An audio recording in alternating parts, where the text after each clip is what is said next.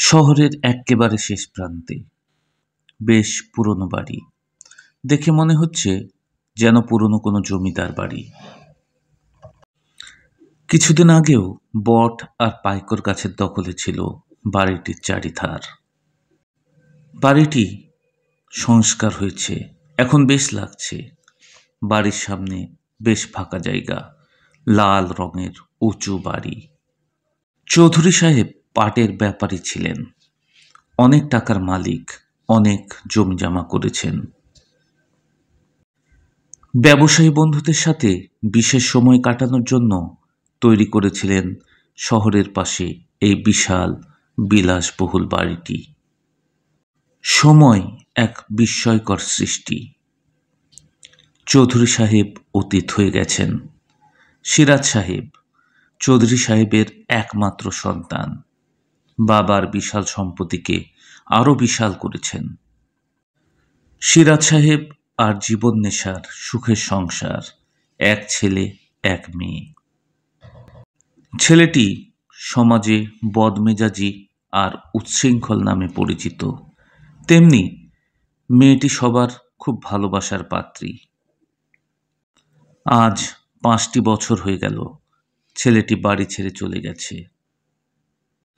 জীবন নেশা অনেক বলেছেন, কিন্তু সিরাজ সাহেবের একই কথা, দুষ্টু গরুর চেয়ে শূন্য গোয়াল অনেক ভালো। সিরাজ সাহেবের আদরের মেয়ে রিমি। রিমির বান্ধবী শহরে পড়ে। শহর খুব একটু দূরে নয়,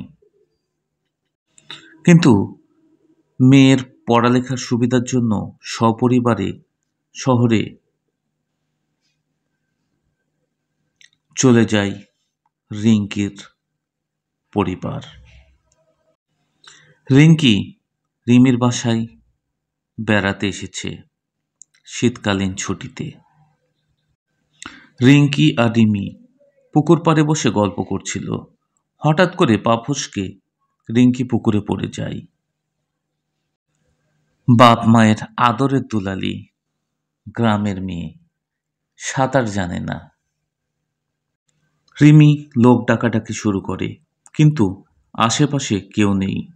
অন্যদিকে রিমি পানিতে যাওয়া একদম নিষেধ। রিমির ভাই পুকুর পাড়ে একটি গাছের আড়ালে সিগারেট টানছিল। রিঙ্কিকে ডুবতে দেখে পুকুরে দেয় লাফ। রিঙ্কিকে ডাঙায় তুলে, কিন্তু তার জ্ঞান নেই।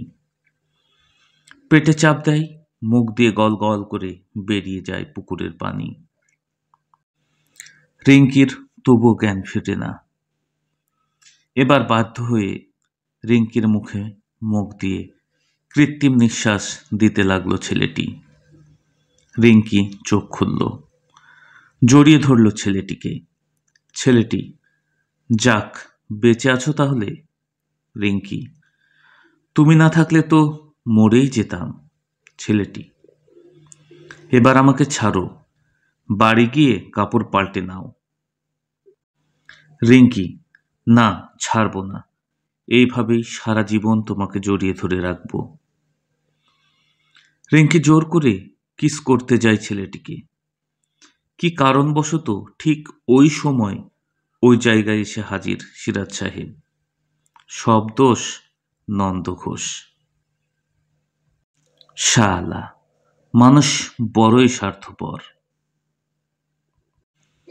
মুখে যা আসে বলতে থাকে, কারো কথা কানে নেয় না, শুধু গায়ে হাত তুলতে বাকি রাখে। সেই দিনই বাড়ি ছেড়ে চলে আসে প্রিন্স। দাদা চৌধুরী সাহেব একমাত্র নাতির নামে লিখে দিয়ে গেছেন শহরের বিলাসবহুল বাড়িটি।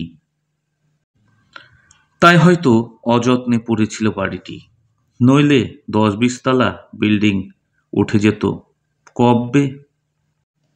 নামমাত্র ভাড়ায় এক পরিবার থাকতো সেখানে। এলাকাবাসী তাদের ব্যবহারে অতিষ্ঠ ছিল। তারা বাড়িটি দখলে নেবার চেষ্টা করছিল। প্রিন্স এসে তুষারের বাড়িতে ওঠে। তারপর রামছাগলের পরিবারকে বিদায় করে বাড়িটিকে প্রিন্স তার নিজের উপার্জনের টাকা দিয়ে মনের মতো করে সাজাতে থাকে। বিশাল বাড়ি, অনেকগুলো রুম, বিশাল বড় হল রুম, বাড়ির পিছে বাগান, পাশে একটি পুকুর। বাগান জঙ্গলে পরিণত হয়েছে। লোকে বলে জঙ্গলে মঙ্গল। ঔষধি গাছপালার প্রতি প্রিন্সের বেশ আগ্রহ ছিল। বাড়ির বাগানের সেই জঙ্গলে পেয়ে যায় ৩২০ রকমের ঔষধি গাছ। প্রিন্স মহা খুশি। প্রিন্স পুকুরকে উপার্জনের একটি মাধ্যম বানায়। পুকুরের দুই পাশে দুইটি খামার গড়ে, একটিতে রাজহাঁস, অন্যটিতে দেশি মুরগি।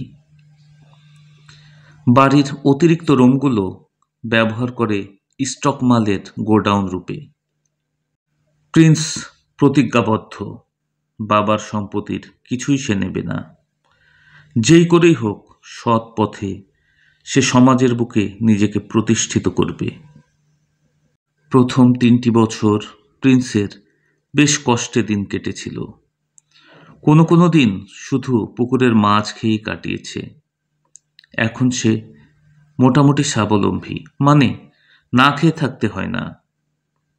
পড়াশোনা সহ অন্য সব ঠিকঠাক চলছে। প্রিন্স পুকুর পাড়ে বসে বাদাম খাচ্ছে আর পুকুরের মাছগুলোকে বাদাম ছুঁড়ে দিচ্ছে আর মাছের খেলা দেখছে। বাদাম শেষ হতেই একটি সিগারেট জ্বালিয়ে টানতে লাগলো। অপূর্ব সুন্দর নজর কাড়া গোলাপি রঙের গোলাপ ফুটেছে বাগানে। প্রিন্সের দৃষ্টি আকর্ষণ করল। সে আনমনে বলতে লাগলো, সে যেন গোলাপের মতো গোলাপি, না তার চেয়ে জীবন্ত। সে যেন ফুলের মতো সুন্দর, না তাদের চেয়েও প্রাণবন্ত। তার চোখ দুটি তারার মতো জ্বলত, না তারার জ্যোতি কারো অন্তরে কতক্ষণ থাকত। সে যেন চাঁদের চেয়েও সুন্দর, না মনে হয় চাঁদের চেয়েও সে দাগমুক্ত। কিরণ, আরে দোস্ত, কি আবৃত্তি করছিস? আমি, না ভাবছি। কিরণ, কি? আমি, হৃদয় বিধ্বংসী অস্ত্র। কিরণ, দোস্ত তুই কি প্রেমে পড়েছিস? আমি, না বর্ণনা করছি। চল, গেটে মনে হয় কেউ দাঁড়িয়ে। গেট খুলতেই, আরে মিস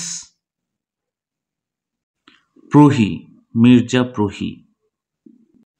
আমি, তা মিস প্রহি বলুন, কি সেবা করতে পারি? প্রহি, দুঃখিত, আমি কোনো সেবা নিতে আসিনি। আপনার স্ত্রী বেশ কিছু লোন নিয়েছেন, বছর ২ তার কোনো খবরই নেই, তাই আমাকে আসতে হলো। আর ৭ দিন সময় দিলাম শুধু আপনার জন্য। তারপর কিরণ কিছু বলতে যাবে, আমি তার মুখ চেপে ধরলাম। বললাম, তারপর কি করবেন? প্রহি, আপনার বাড়ির দখল নেব। আমি একটু মুচকি হেসে, মিস প্রহি, আমার কোনো স্ত্রী নেই, আমি অবিবাহিত। এই বাড়িতে এক বাটপার দম্পতি ভাড়া থাকত। তারা আপনাদের ঠকিয়েছে, তবে আমার বাড়িটি আপনার খুব ভালো লাগবে। আপনি চাইলে দেনমোহর স্বরূপ আমি তা আপনাকে দিয়ে দেব। পাশের বৃদ্ধ, এই ছেলে, তুমি কার সাথে কথা বলছো জানো? আমি, জি, উনি আমার আইডলের মেয়ে। কিন্তু আপনি জানেন আমি কে? প্রহি, প্রিন্স, প্রিন্স চৌধুরী। মুখের মাস্ক খুলে মুচকি হেসে, ঠিক আছে, অপেক্ষায় থাকেন, আমি বাড়ির দখল নিতে আসছি।